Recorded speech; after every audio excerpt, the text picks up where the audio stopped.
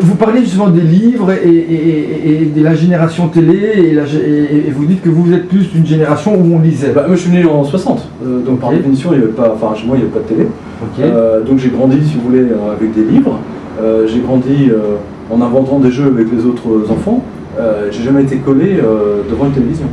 Mais si vous voulez, c'est commun à toute la génération d'avant 60, même 70. Ça dépend à quel moment la télé est entrée au foyer familial. Aujourd'hui, quand vous avez un môme qui pleure, un bébé qui pleure, vous le mettez devant la télé en dessin animé, il ne pleure plus. Et donc ce sont des enfants, si vous voulez, qui grandissent comme ça, qui sont... et c'est toute c'est la génération image, qui ne lit plus. La preuve. Il fait attention à l'image qu'il donne ou à l'image qu'il... Exactement, c'est-à-dire qu'ils voient, voilà, ils ne font attention qu'au visible. Voilà, alors que la génération d'avant 70, elle, c'est la génération de l'écrit, 100%. L'écrit est donc à l'imagination et donc à ce qui n'est pas visible. Oui, parce que quand vous observez, quand vous voyez un film, votre imaginaire ne fonctionne pas. Quand vous lisez un texte, votre imaginaire, votre cerveau reconstruit la scène. Et donc c'est comme un muscle, vous l'entraînez. L'effondrement de Wall Street. Et au moment où la cloche a sonné, le Dow Jones s'était effondré de moins 777 points,7. 29, c'était le nouvel an. Le nouvel an juif, oui. Et c'est quoi? C'est une fête spéciale ou... À Wall Street, oui, c'est une fête très spéciale. Oui, ce jour-là, ils avaient préparé la nouba. Ils avaient les bouteilles de Dom Pérignon qui étaient alignées. Et quand ils se sont pris la claque du moins 77, croyez-moi que les bouteilles de Dom Pérignon n'ont pas été ouvertes. Ça, je le sais, je peux vous le dire. Pourtant, vous soulignez cette date du Nouvel An. C'est comme si c'était prévu. Non, ce que je dis, si vous voulez, c'était la fête des anges, 29 septembre. Oui. Pour moi, c'est cette date-là qui compte. J'ai découvert après, effectivement, que c'était la nouvelle année juive. Parce qu'il y a eu plein d'articles dans le New York Times, Wall Street, etc., en disant que les différentes réceptions n'ont pas eu lieu. Voilà. Réception? Les réceptions pour servir le champagne, oui, pour fêter la nouvelle année juive. Voilà. Et ils allaient la fêter là-bas? Oui, ça se fait sur le floor. C'est quoi? C'est une synagogue, Wall Street, qui fête le c'est Nouvel pas An? une synagogue, mais il y a une partie effectivement de la population des traders, des banquiers, oui, qui est d'origine juive. Je vois mal. De la même façon qu'à Noël, ils fêtent Noël, quoi. Je veux dire, Ah ok. Et ils font ça aussi à Noël? Ils fêtent le... Ah ok. Oui. Ah, ok. Je savais pas. Mais il y a plein de choses comme ça. Mais des fois l'ignorance... Ils appellent ça le casino. Wall Street, ils appellent ça le casino. Donc le fait que, et au casino à Las Vegas, quand vous y allez, si vous sur la machine à sous, vous alignez les 777, vous gagnez le gros lot. Vous voyez? D'accord? Oui. Vous gagnez les méga millions, vous savez, parce que toutes les machines sont reliées entre elles, etc. De Atlantic City, Las Vegas. Le fameux jackpot. Voilà, ça s'appelle les progressive slots. Et donc vous pouvez gagner entre, je sais pas, 5, 10, 20 millions, si vous décrochez le gros lot. Les 777, etc. Et donc là, c'était le méga, l'apocalypse financière à venir, parce que c'était moins 777,7. Donc c'était du jamais vu dans l'histoire de Wall Street. Vous pouvez le voir, effectivement, j'ai remonté tous les cours historiques jusqu'au début de Wall Street, c'est du jamais vu. Il n'y a jamais eu d'alignement comme ça. Le seul livre, le seul et unique au monde, sur des centaines de millions d'ouvrages, depuis que l'écriture existe, le seul livre qui met en lien série de 7, qui repose sur des 7, des 777, et même des 777, 4 fois de suite, c'est l'Apocalypse de Jean. Voilà. Et c'est également le seul livre de spiritualité dans lequel vous avez une concentration phénoménale d'anges, d'archanges, etc. Et comme vous le savez, moi je suis quand même connu en France, dans le monde francophone, mais également aux États-Unis, en Angleterre, pour mon livre Enquête sur l'existence des anges gardiens. Il dit que vous ne pourrez ni acheter ni vendre, Je l'ai lu, si vous n'êtes pas marqué par le chiffre de la bête. D'accord? Qui est le... Et pour celui qui a de l'intelligence, Oui. qui le calcule, Tout à fait. et tout de suite après il donne la solution, il dit c'est le chiffre d'un homme. Voilà. Donc, il dit c'est 666, le chiffre de la bête. Voilà. Bon. La seule fois dans l'histoire humaine où vous ne pouvez plus acheter ni vendre si vous n'êtes pas marqué par quelque chose, c'est 1974. D'accord? C'est à partir du moment où tous les pays, en Belgique, en France, en Espagne, en Italie, toutes les lois sont passées progressivement pour que vous ne puissiez pas percevoir votre salaire directement de la main à la main, mais que vous êtes obligé de passer par un établissement bancaire qui, lui, tout de suite, peut répondre à l'administration fiscale pour contrôler les fraudes. Parce que c'était ça la grande idée. C'est pour ça qu'on a obligé les gens à avoir un compte bancaire. Ne l'oubliez jamais. Ouais. Voilà. Et aujourd'hui, je l'ai déjà dit 100 fois, si vous n'avez pas un compte bancaire, même si vous êtes SDF, vous n'existez pas.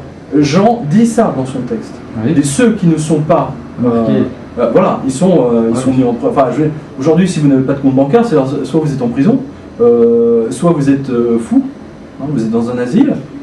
À partir de quel moment les banques sont devenues ce qu'elles sont aujourd'hui? Parce que je signale qu'en 1960 et même en 1970, au moment où vous êtes né, vous en savez des choses sur moi? oui, voilà.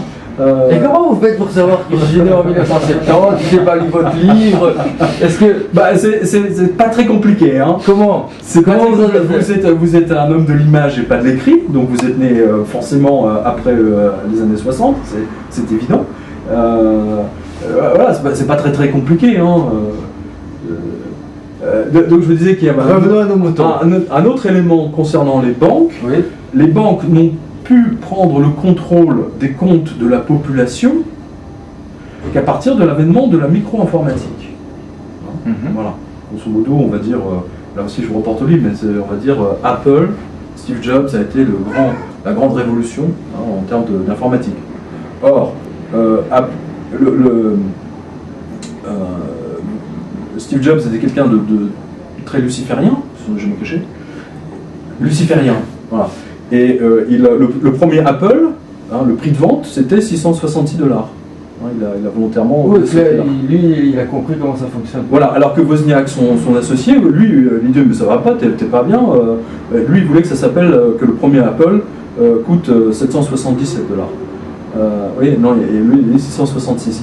C'est intéressant. Et donc, en fait, là, c'est juste une parenthèse, mais l'informatique, si vous voulez... C'est pas une parenthèse, c'est le canal, il a baptisé le canal par lequel... Oui, ben oui, mais il s'en est jamais caché. Ben oui, mais c'est vraiment un canal, hein. Vous savez, à l'époque, on est connecté. C'est quelqu'un d'absolument... C'est quelqu'un où on a beaucoup parlé en disant machin. Oui, il a écrit un best-seller, il a écrit sa vie, je sais pas quoi. Non, mais peu importe, ça c'est très intéressant, mais à l'époque où il pilotait Apple, je vous signale qu'il faisait s'affronter ses équipes. L'équipe Apple II contre l'équipe Lisa, ils se battaient physiquement, jusqu'à ce qu'un des ingénieurs lui colle son pain dans la gueule. Et ce jour-là, il a compris. Il a pris 15 jours de vacances et il a arrêté de déclencher la haine au sein d'Apple. Ça, vous l'avez dans tous les livres qui ont été publiés à l'époque.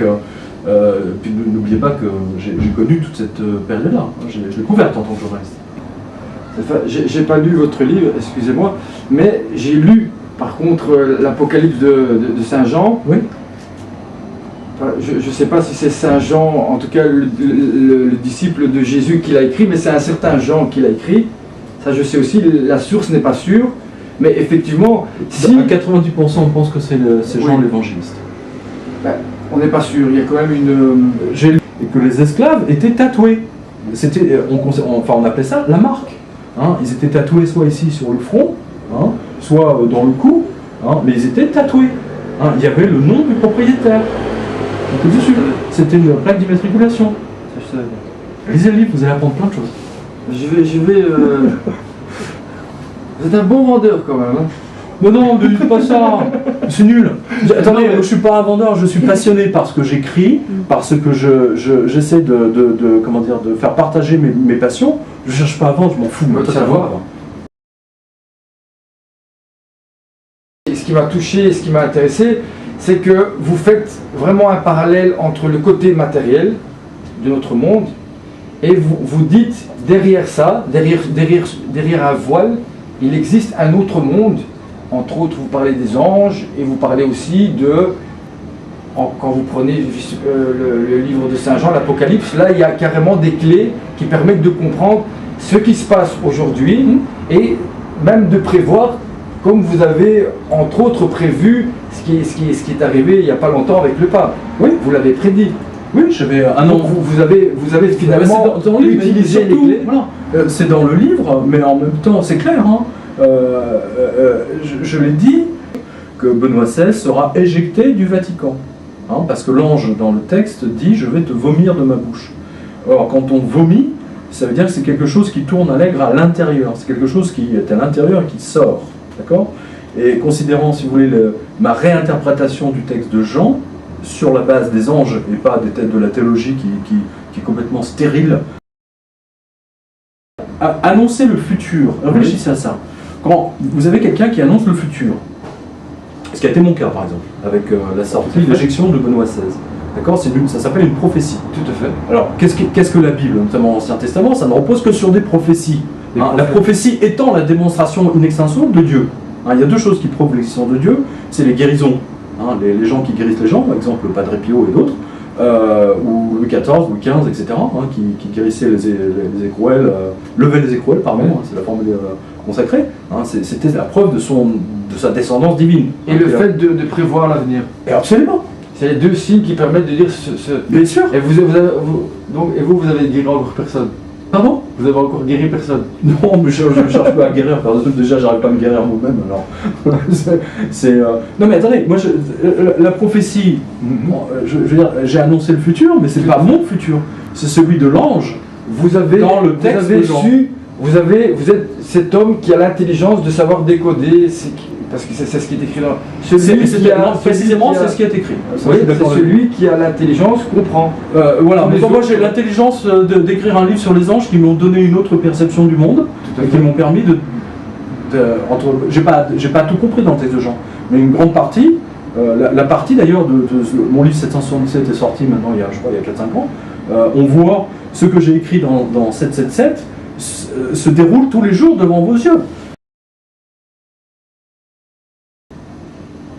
Et donc, d'après vous, on n'est pas loin de la fin des temps. On est dans la fin des temps. Donc, on est dedans. On est dedans. Ben, vous le voyez pas? Si, vous ne le voyez pas? Mais je le vois, mais voilà, moi comment dire, mon rôle, c'est aussi de parler pour ceux qui voient rien, qui entendent rien et qui parlent pas. Raymond Devos s'appelait la majorité silencieuse. Voilà. et moi, je pense qu'il y a moyen de les ressusciter, ces gens-là. Bah écoutez, pourquoi pas. Oui, et c'est pour ça que je pose des questions un peu... Non mais vous avez raison, parce que c'est des questions qui sont rafraîchissantes. Parce que, par exemple, moi je dirais, mais finalement, à l'an 1000, on parlait de la fin du monde. Chaque fois, il y a eu, Jésus aussi disait bientôt c'est la fin du monde. Et qu'est-ce qui vous fait dire à vous non, c'est maintenant? Parce que les banques sont en banqueroute. Elles n'ont absolument pas assez d'argent. Elles ont tout perdu le 29 septembre 2008, la fameuse date du 777. D'accord ? Oui. Et aujourd'hui, elles sont en train de voler l'argent des gens. Tout le monde le sait. J'apprends rien à personne. Aujourd'hui, si vous voulez aller dans votre banque, si vous avez 5 000 € que vous dites au connard de guichetier, donnez-moi 3 000 € en liquide. Vous êtes méchant quand même avec le guichetier. Je les emmerde. Parce qu'ils savent exactement, ils ont reçu des ordres. Et aujourd'hui, ils ont pour ordre d'empêcher les gens de retirer leur liquidité. Voilà. Vous avez vu le taux de chômage? Vous avez vu que vous avez vu l'opposition, vous avez Wall Street qui bat son record grâce aux planches à billets, et depuis 2008, les licenciements ne cessent d'augmenter, et depuis un an exactement, ça n'a pas arrêté. Le chômage, j'ai vu des chiffres en Belgique, je crois que c'est vraiment du délire, je crois que le chômage des jeunes est à 25%. En Espagne, ils sont arrivés à 60%, ou en Grèce, je crois que même les deux, ils sont dans les... Voilà, ils sont portugais, ils sont en dessous. Ils sont à 60%. Mais là, c'est une émeute globale qui va se passer. Qu'est-ce que vous avez vu là à Paris? C'est des mômes de 17-18 ans qui ont tout cassé. Qu'est-ce que vous avez vu à Londres il y a 2 ans, au mois d'août? C'était des mômes qui ont braqué tout Oxford Street, qui ont volé, qui ont détruit et qui ont cassé la figure aux gens. je pars du principe, si vous voulez, que ce qu'a fait le Vatican de la religion n'a rien à voir, n'a plus rien à voir techniquement avec les enseignements du Christ. La preuve en est, j'ai vu passer une info qui était assez drôle, il y a 15 jours, que la cité du Vatican, parce que n'oubliez pas, ils ont au niveau internet, ils sont .vae, hein, voilà. Et que les téléchargements de films porno, et en particulier sadomaso, se battent des records du côté .va. De la même façon qu'aux États-Unis, les États qui téléchargent le plus de films porno sont les États, l'Utah, justement, l'État de l'Utah, où vous avez les Mormons, et je crois que les Amish, alors eux, je ne sais plus où ils sont, dans le Maryland, enfin, j'en sais. Mais l'État Amish, c'est là où ils ont une concentration de téléchargement de films porno qui est assez marrant. Donc il y a un lien aussi entre la spiritualité et la pornographie apparemment. Non.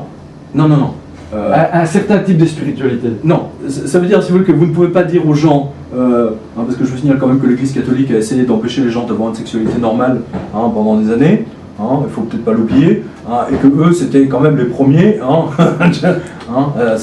voilà. Donc c'est pour ça que j'ai toujours méprisé le Vatican, j'ai toujours méprisé tous ces cardinaux, tous ces gens qui... Ça n'a rien à voir avec la parole... Mais ça n'a rien à voir avec le Christ, je veux dire, ça n'a rien à voir, ça n'a plus rien à voir. Il n'a jamais dit de ne pas se marier, le Christ, attendez, il n'a jamais dit de ne pas avoir de vie sexuelle. Où est-ce qu'ils sont allés chercher ça, voilà.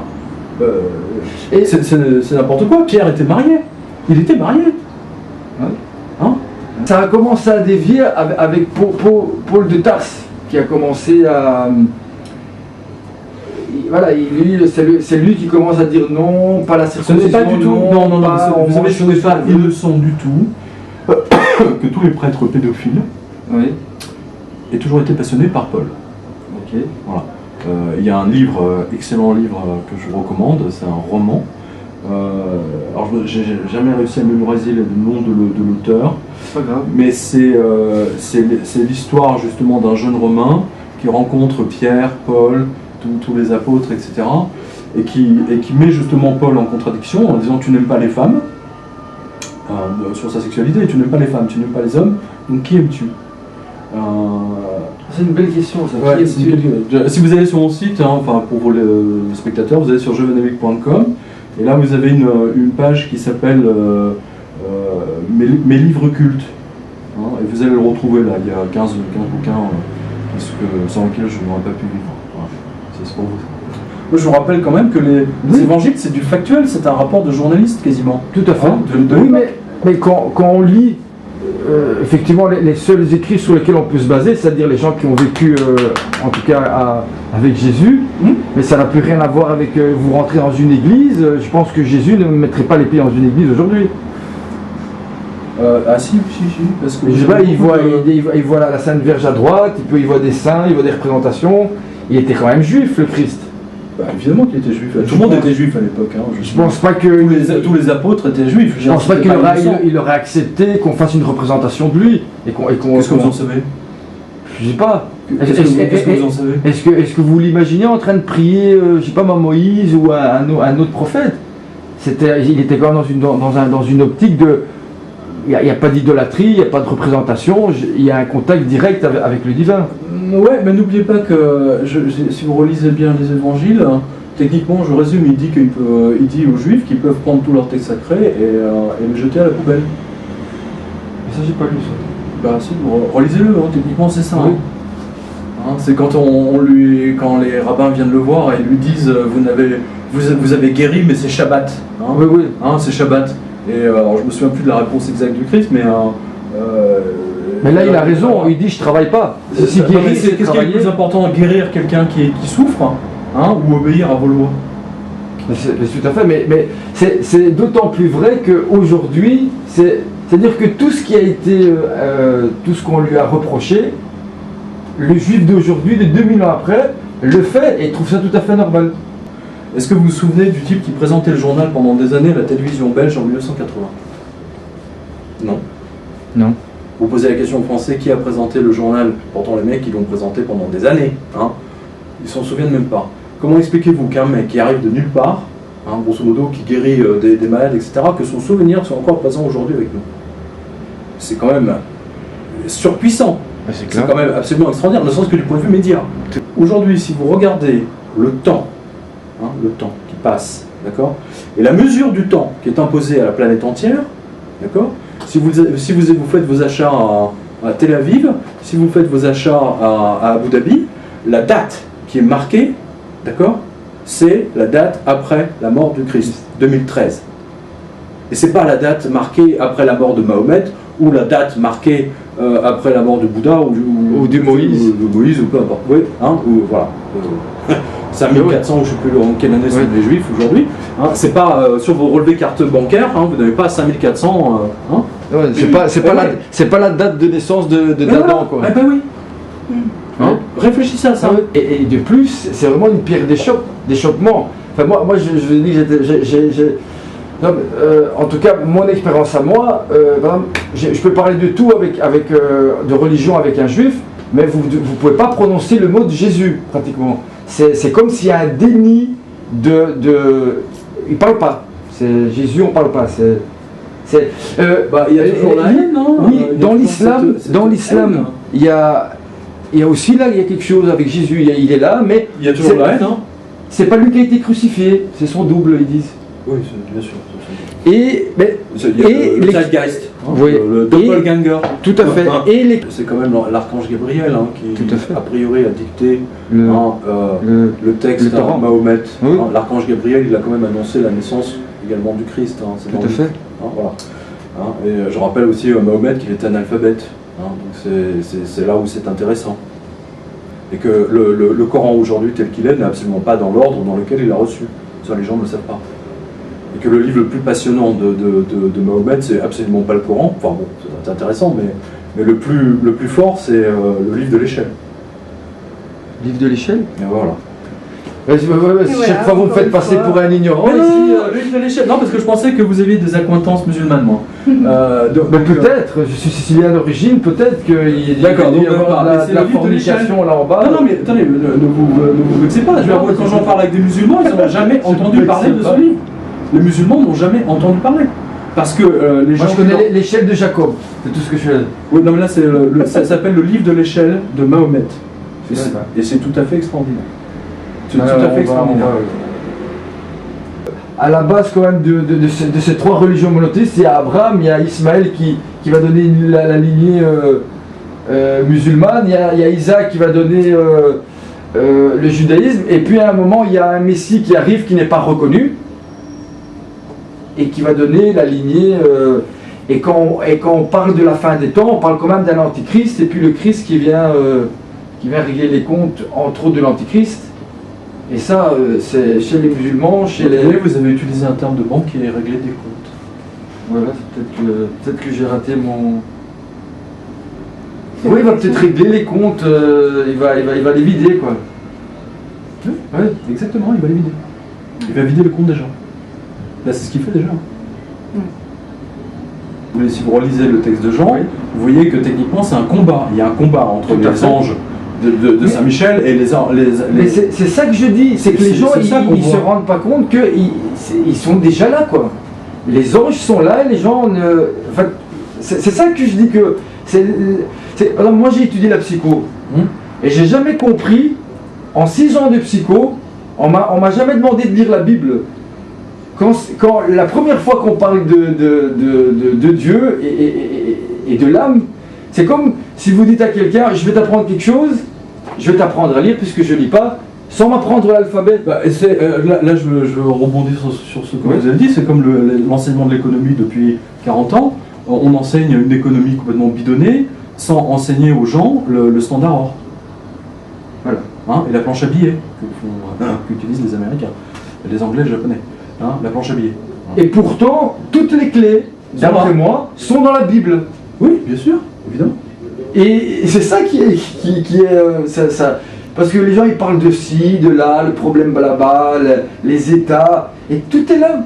Quand on lit dans la Bible, on comprend les conflits israélo-palestiniens, on comprend l'islam, on comprend mieux le judaïsme. C'est aussi dans la Bible, mais c'est aussi dans la mythologie. Dans mes émissions de radio et sur le blog, je parle souvent de mythologie, et on voit à quel point des personnages mythologiques collent bien, tu vois ce qui se passe. Aujourd'hui, depuis 40 ans, on parle des titans de Wall Street. Hein, les grandes banques, c'est les titans. Hein, le Titanic, bateau, qui appartenait à la JP Morgan d'ailleurs, hein, voilà. Hein, et qui ne devait pas couler, mais qui a coulé. Aujourd'hui, on dit des banques too big to fail. Elles sont trop grosses pour couler. Hein, et ben, elles vont couler. Et ça va déclencher la banqueroute mondiale. Voilà ce qui va se passer. Vous faites peur, hein, parce que vous êtes sûr. Mais je cherche pas à faire peur. Je dis aux gens. Faut prendre un bateau. Je dis aux gens simplement ce qui va se passer. Voilà. C'est tout.